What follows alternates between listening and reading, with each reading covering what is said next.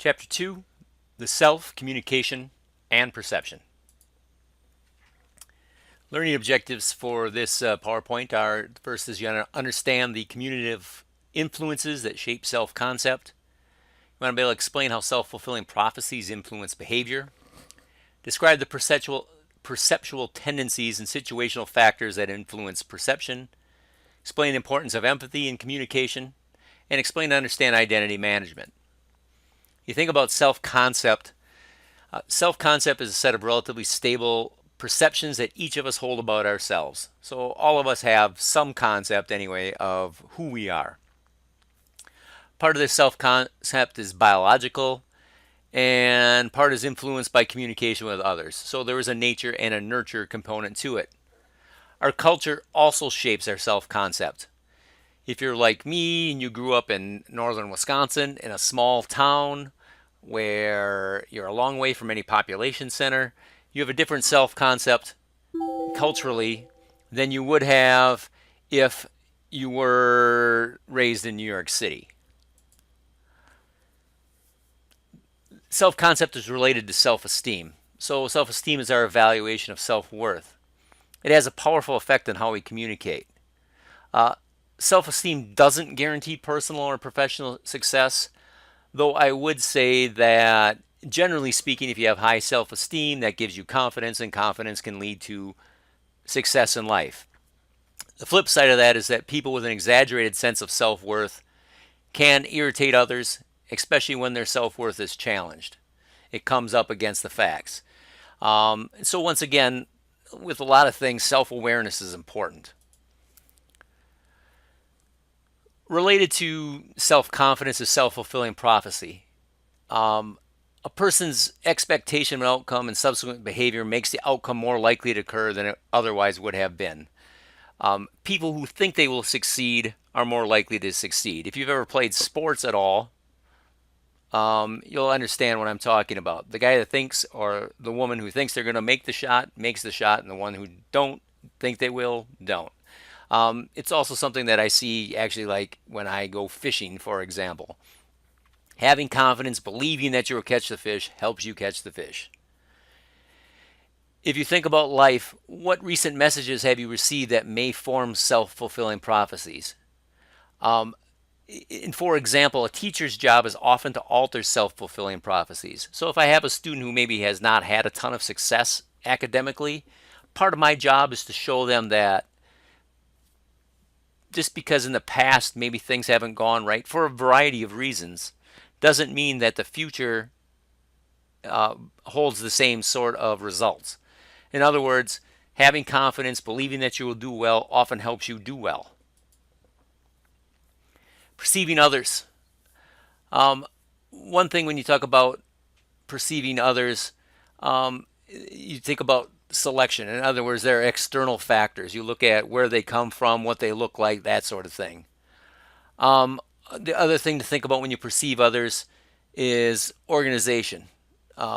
People are organized using internal schemas. So in other words, you look at people, they're a wife, they're an attorney, they're a student. And how we perceive them, of course, dictates how we interact with them.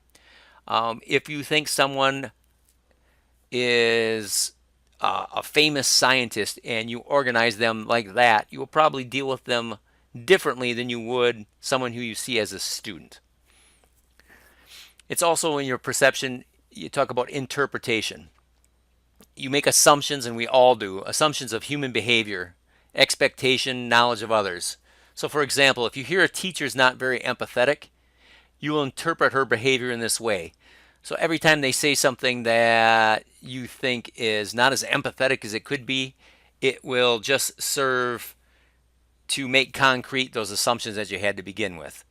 The point of all of this is that all of us have all these preconceived notions about people. We look at them, we make snap judgments, or we have information about them that may or may not be true. And to truly understand others requires that we take a step back from these initial perceptions.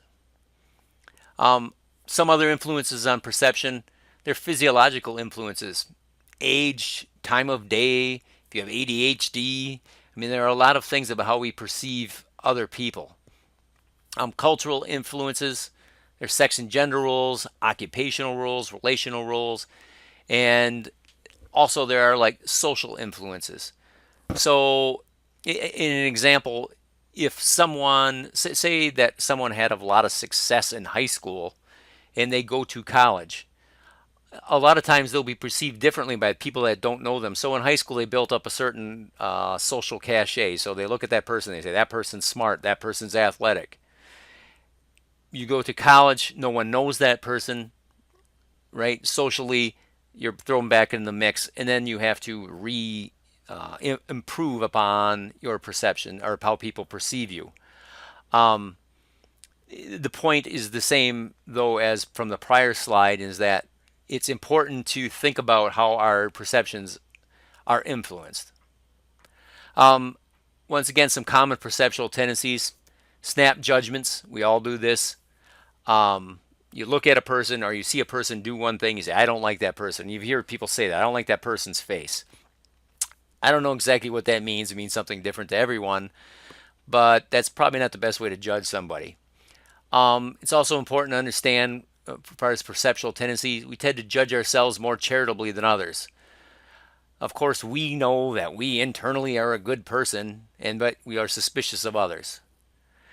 We often, relative to other people, pay more attention to negative impressions than positive. It's easy to see the things that people do that you don't like, and oftentimes difficult to look at the positive things.